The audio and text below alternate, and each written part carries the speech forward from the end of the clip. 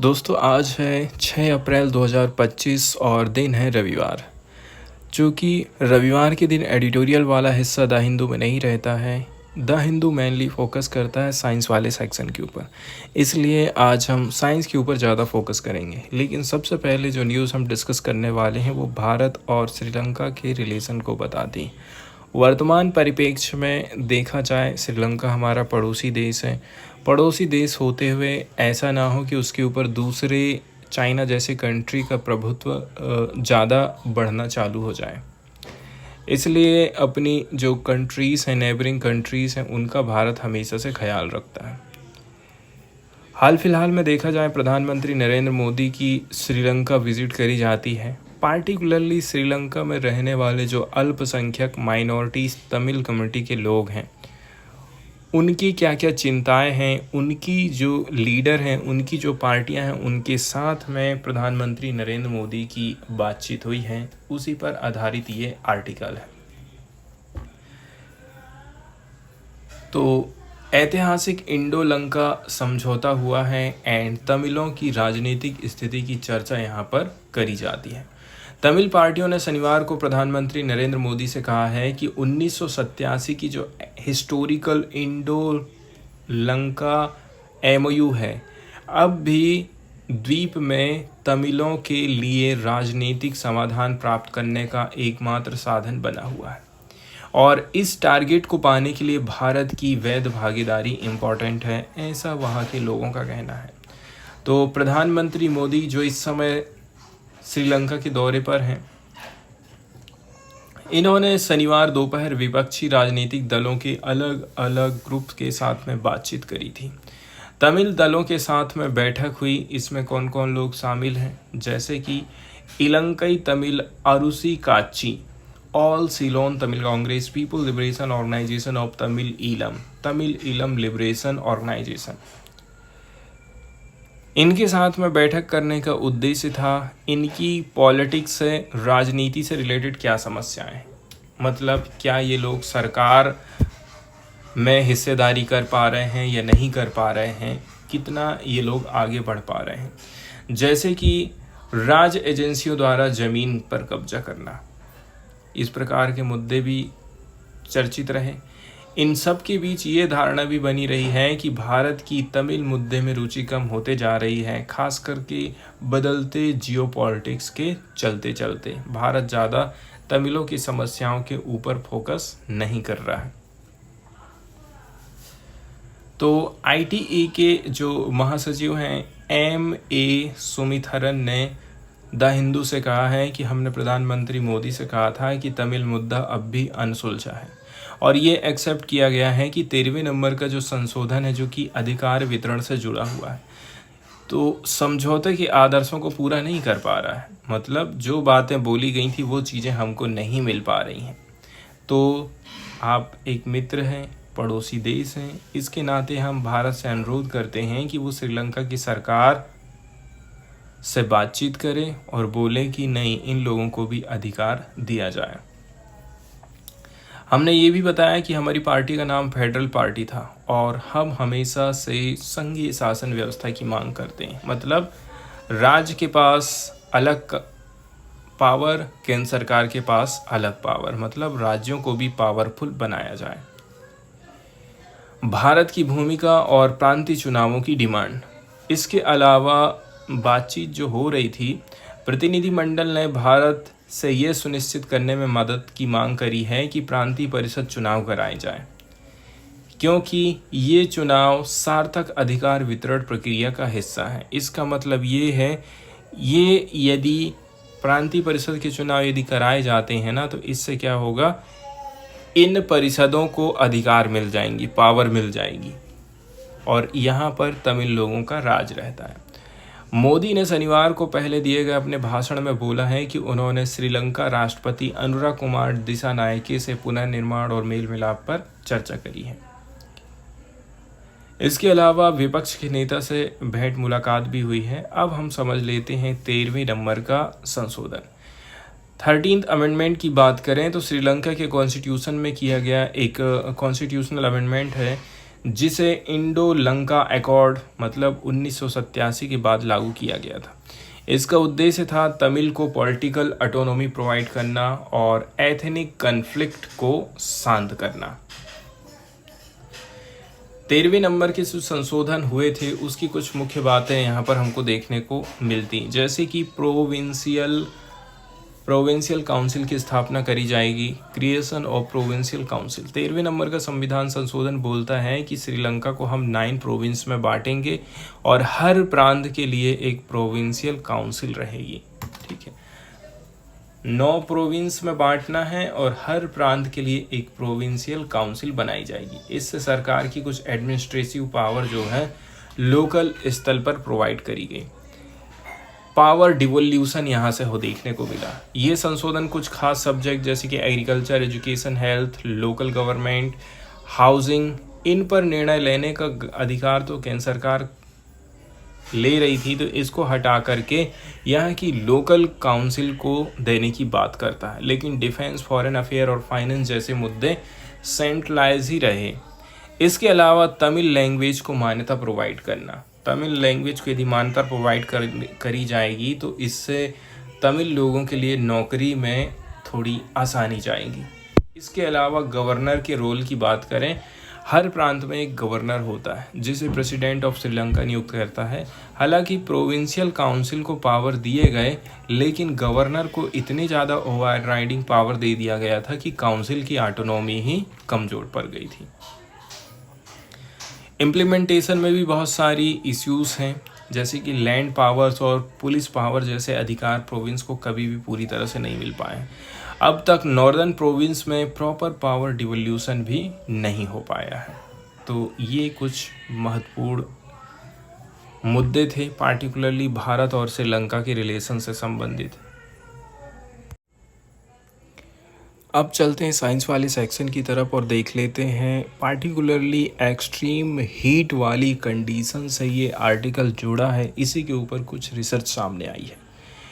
नई स्टडी में कुछ की फाइंडिंग हमको देखने को मिली है, जिसमें हमारी बॉडी की एक्सट्रीम हीट में स्टेबल टेम्परेचर बनाए रखने की क्षमता यानी थर्मो रेगुलेशन पहले की सोच से कहीं ज़्यादा कम है।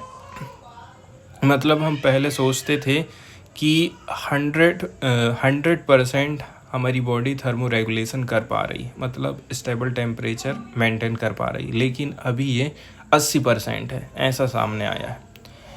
टेस्टिंग प्रोसीजर की यदि हम बात करें तो वॉलंटियर, जिसको बोलते हैं स्वयंसेवक, को अलग अलग हीट और ह्यूमिडिटी कंडीशन में रखा गया ताकि हम ये पता लगा सकें कि कब थर्मो रेगुलेशन असंभव हो जाता है, मतलब थर्मो रेगुलेशन हम नहीं कर पा रहे, बहुत ज़्यादा हीट को फेस कर रहे हैं। इसके बाद इनको पूरे दिन उन कंडीशन में रखा गया जो कि उनके एस्टिमेटेड थर्मो रेगुलेशन लिमिट से थोड़ी सी ऊपर थी। रिजल्ट ये आया है कि जब प्रतिभागियों को 42 डिग्री सेंटीग्रेड टेम्परेचर और 57% ह्यूमिडिटी में रखा गया तो उनके कोर बॉडी टेम्परेचर में लगातार तेज़ी से वृद्धि हुई थी। जैसे कि समुद्र के किनारे यदि आप जाएंगे, समुद्र के किनारे वाले यदि कोई राज्य जाएंगे, शहर जाएंगे, तो वहाँ पर ही हमको देखने को मिलता है।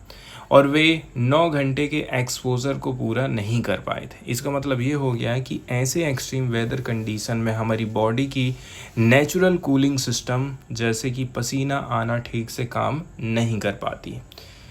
कंक्लूजन की यदि हम बात करें, ये अध्ययन बताता है कि जैसे जैसे क्लाइमेट चेंज के कारण गर्मी और उमस बढ़ती जा रही है, ह्यूमन सर्वाइवल और प्रोडक्टिविटी दोनों के लिए खतरा बढ़ रहा है।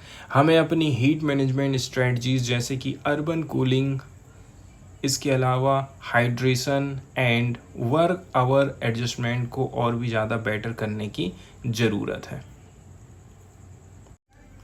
सेकंड वाली जो न्यूज़ की आर्टिकल हम देखने वाले हैं साइंस की, ये पार्टिकुलरली माइल्ड कोग्निटिव इम्पायरमेंट से जुड़ी हुई बीमारी से संबंधित है।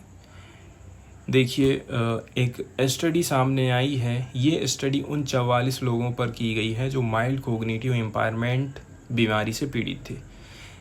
MCI की बीमारी एक इंटरमीडिएट क्लिनिकल कंडीशन होती है जो कि नॉर्मल एजिंग और अल्जाइमर्स डिसीज के बीच की स्थिति मानी जाती है। मतलब इस स्थिति में व्यक्ति को डिमेंशिया स्मृति लोप मतलब चीज़ों को भूलने लग जाना, इसका खतरा ज़्यादा होता है। इसको बोलते हैं इंटरमीडिएट क्लिनिकल कंडीशन, भूलने की बीमारी।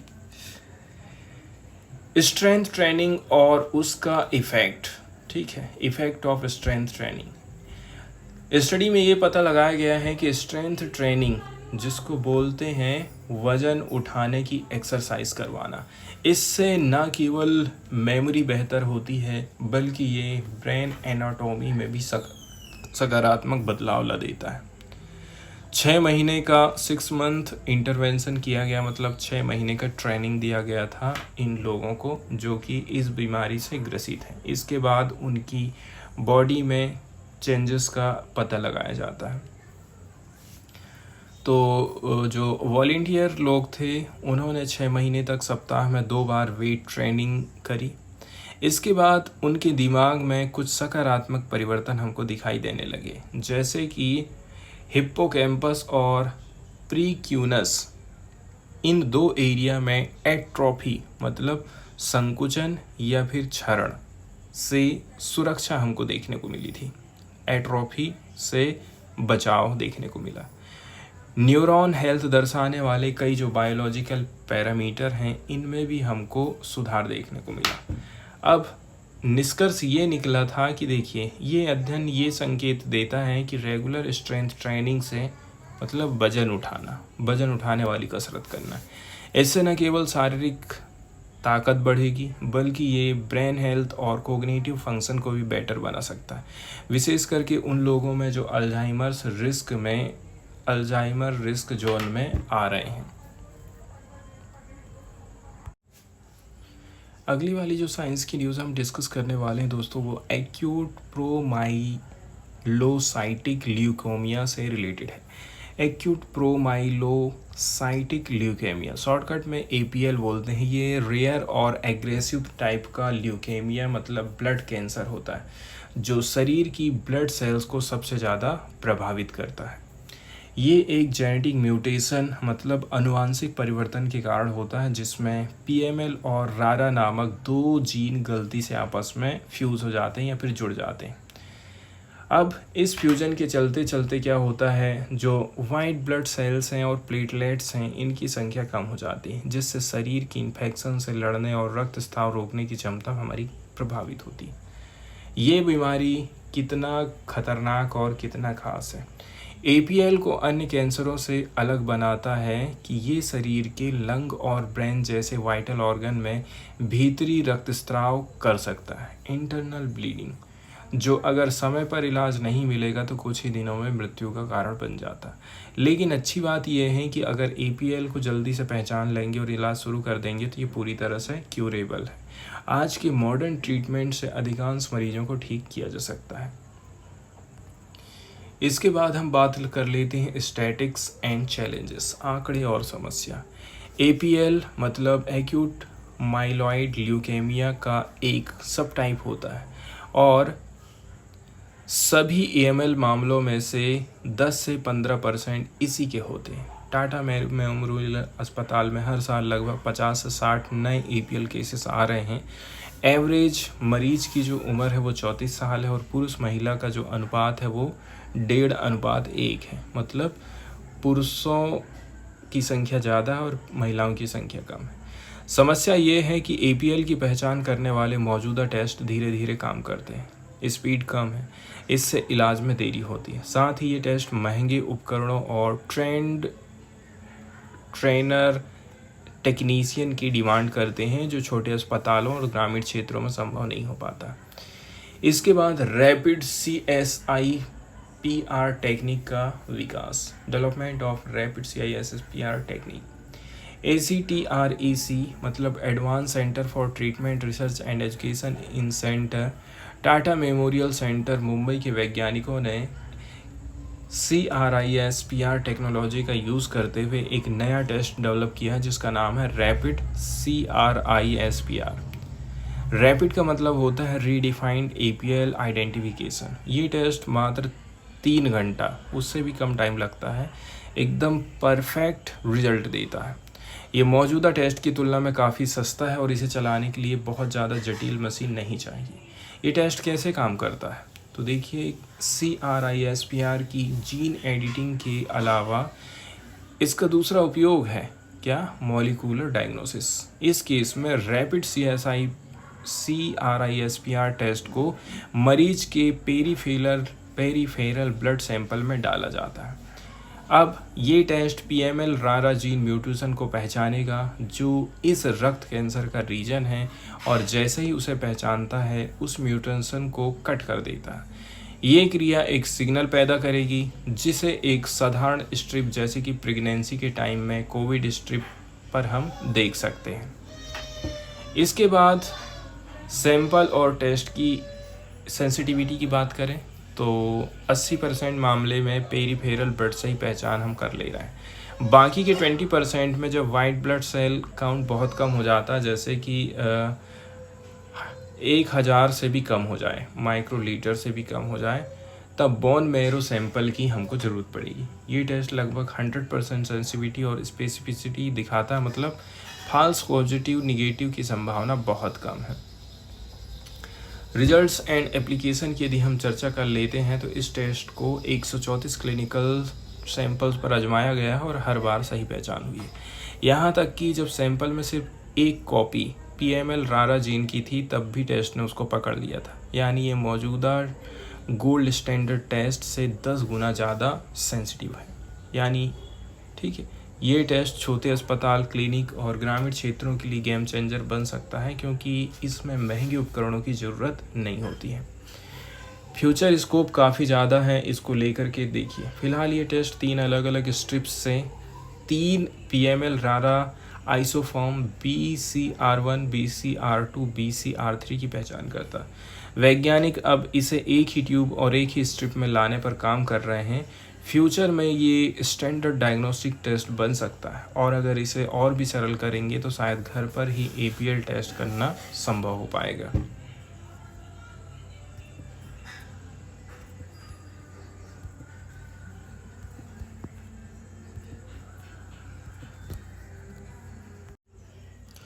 अगली वाली जो साइंस की न्यूज़ यहाँ पर हम डिस्कस करने वाले हैं, ये पार्टिकुलरली झींगा पालन जिसको बोलते हैं प्रॉन एक्वाकल्चर, हमारा देश कितनी प्रगति कर पाया है इस चीज़ को बताता है। ठीक है, इसको हम समझने की कोशिश करेंगे। India's position in aquaculture. Bharat ने एक्वाकल्चर पे मत्स्य पालन और जल कृषि, ठीक है, मत्स्य पालन बोले या फिर जल कृषि बोलो, को न्यूट्रिशन की मांग के अनुरूप ढालने में अभी तक बहुत शानदार प्रगति करी है। भारत दुनिया में तीसरे नंबर का सबसे बड़ा कुल उत्पादक है और झींगा उत्पादन में दूसरे नंबर पर हम हैं। आंध्र प्रदेश सबसे बड़ा उत्पादक स्टेट है। इसके अलावा वेस्ट बंगाल, तमिलनाडु, उड़ीसा और गुजरात भी अच्छा खासा योगदान दे रहे हैं।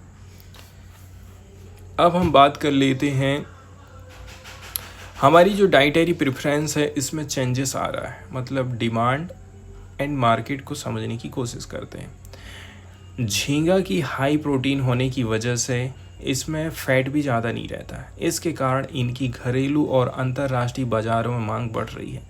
भारत के एक्वाकल्चर फार्म्स को एक्वा फीड मतलब मत्स्य आहार, इन्फेक्शन कंट्रोल और अन्य ज़रूरतों के लिए एक व्यापक उद्योग नेटवर्क समर्थन देता है। फार्मर और लोकल एंटरप्रेन्योर नई नई इनोवेशन अपना करके उत्पादन की क्वांटिटी और क्वालिटी को बढ़ाने की कोशिश कर रहे हैं। स्पीसीज एंड बायोलॉजी की हम चर्चा करते हैं। प्रॉन और श्रिम्प आमतौर पर हमको एक जैसे ही दिखाई देते हैं, एक जैसे समझ में आ रहा है, लेकिन बायोलॉजिकली ना दोनों अलग अलग रहते हैं। एक प्रमुख प्रजाति है ब्लैक टाइगर प्रॉन। ये एक हाई वैल्यू मैरीन स्पीसीज है। बाजार की मांग के अनुसार किसान 30 या फिर उससे कम प्रॉन्स प्रति किलोग्राम उत्पादन की कोशिश कर रहे हैं। इन्हें सैलिनिटी की ज़रूरत होती है 10 से 25 ग्राम साल्ट पर लीटर होना चाहिए, जबकि समुद्र में खारापन ज़्यादा रहता, 35 ग्राम होता है पर लीटर। इसके बाद वाटर मैनेजमेंट की हम चर्चा करते हैं तो देखिए, वेस्ट बंगाल मिदनापुर डिस्ट्रिक्ट में समुद्री पानी को हाई टाइड के टाइम में पौंड में लाया जाता है। वहीं यदि हम आंध्र प्रदेश की चर्चा करें तो देखिए, आंध्र प्रदेश और अन्य क्षेत्रों में ब्रैकिश ग्राउंड वाटर को फ्रेश वाटर में हम मिलाते हैं और फिर झींगा पालन करते हैं। एक सामान्य एक्वाकल्चर पॉन्ड का साइज 150 से 100 मीटर होता है, गहराई 2 मीटर तक होनी चाहिए। हर 4 से 6 महीने के साइकिल के बाद हमको पानी निकालना पड़ता है और फिर तालाब को सुखाते हैं। इसके बाद यदि हम चर्चा करें इनोवेशन एंड पैथोजन कंट्रोल की, रोग नियंत्रण, शिवरामा रुद्रराजू बापतला आंध्र प्रदेश ने छोटे पॉन्ड की वकालत करी है। ये डिजीज़ कंट्रोल, यील्ड इम्प्रूवमेंट दोनों में फ़ायदे रहते हैं। भारत में हर साल रोगों के चलते चलते 25% उत्पादन हमारा प्रभावित हो रहा है। ठीक है, तो इनको कुछ लगने वाले रोग कौन कौन से हैं, जैसे कि वाइब्रियो हार्वेई बैक्टीरिया के चलते चलते वाइट स्पॉट सिंड्रोम वायरस होता है, जो कि बहुत घातक है। अब चर्चा करते हैं रोग की पहचान और नियंत्रण के उपाय के बारे में। अब तक कई सारी लेबोरेटरीज़ में रोगों की पहचान हो चुकी है, बहुत सारे टेस्ट किए जाते हैं। इसके अलावा जहाँ कहीं भी किसी भी पॉन्ड में संक्रमण फैलता है उसको तुरंत खाली कर देते हैं, लेकिन पैथोजन स्प्रेड का डर तो बना ही रहता। कौवे संक्रमित झींगे को पास के तालाब में गिरा देते हैं, इससे दूसरा तालाब भी खराब हो जाता है। इसलिए पॉन्ड्स को प्लास्टिक नेट से ढका जाता है और कभी कभी हंटर्स कौवों को नियंत्रित करने के लिए बुलाए जाते हैं। इसके अलावा यदि हम बायोलॉजिकल सॉल्यूशन की यहाँ पर चर्चा करें, प्रोबायोटिक्स जैसे कि बैसिलस बैक्टीरिया डाले जाते हैं। ये झींगों को नुकसान नहीं पहुँचाते हैं और पैथोजन से तेज़ी से बढ़ते हैं, जिससे उन्हें ये हरा देते हैं। नर्सरी रियर्ड जुवेनाइल प्रॉन्स से शुरुआत करी जाती है। ICAR सीबा चेन्नई ने विकसित किया है specific pathogen free brood stock. Phage therapy की बात करें, ये बैक्टीरियोफेजिस मतलब बैक्टीरिया को मारने वाले वायरस का प्रयोग करता है, जो सिर्फ वाइब्रियो बैक्टीरिया को ख़त्म करेगा। रिजल्ट एंड फ्यूचर्स की यदि हम बात करें, इन सभी प्रयासों से भारत के प्रॉन प्रोडक्शन में 17% की वार्षिक वृद्धि देखी गई है। ये वृद्धि फार्मर्स के अनुभव और रिसर्च इंस्टीट्यूशंस के इनोवेशन दोनों का ही परिणाम है। प्रॉन फार्मिंग से जुड़ा ये बहुत ही ज़्यादा इम्पोर्टेंट फैक्टर है, कैसे करके बीमारियां प्रभावित करती हैं एक्वाकल्चर को और कैसे करके उसको हैंडल किया जा रहा है भारत में।